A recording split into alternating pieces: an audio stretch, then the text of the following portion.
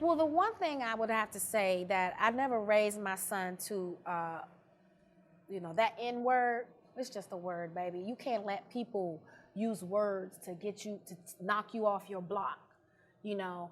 And there was a time in high school where it happened, and there was a little tussle, but it wasn't because of that word. So when they went and they sat down. The guy actually tried to jump on Marcell, but he stood up to defend himself. And in standing up to defend himself, the guy was knocked down. So he wasn't black. So and he went to predominantly white school. So what does that look like?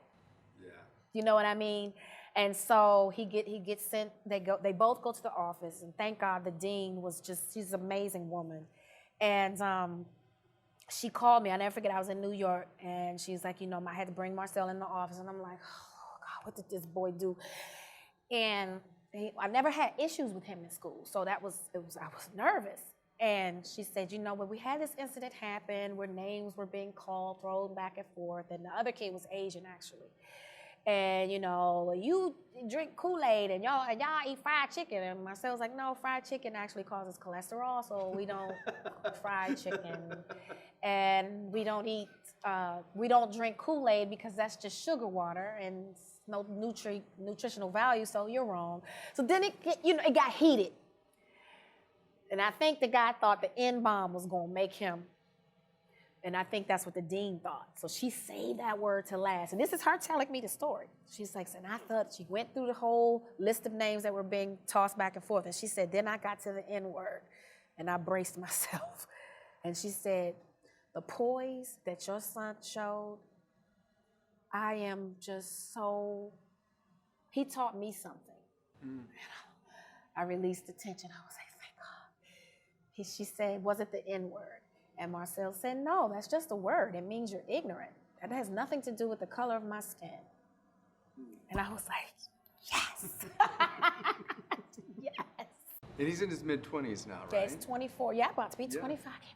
I can't believe it. Can't believe it. Wow, that must be a sense of accomplishment. Yeah.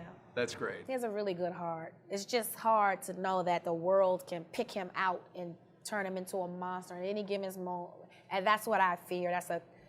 That's something that I carry I think every black mother does, All parents worry about their kids, but then when you see the news and you see people getting off or killing, innocent children with no weapon, it's like, yeah, that doesn't exempt my son. And Marcell's father. Yes. It's very moving. He passed away, but there was a lot of forgiveness that had to go on there, and he turned out to be a good influence. Well, what I learned from my mom is that you don't put the father down. Your relationship that you had with the husband or the father of your child has nothing to do with that relationship, the father's relationship and the child. You step outside of that. That's not your business.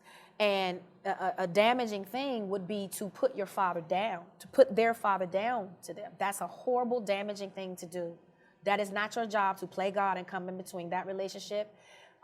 Two people laid down and had that child. It is your job to be a mother. Now you let that fight. Now if he messes up, that's on him. The child will find out. It is, let the child find that out. Because what could happen is it could backfire. You could speak all of these horrible things about this kid's father. You got to remember, this is still the child's father. And their relationship is different from yours, and let it be.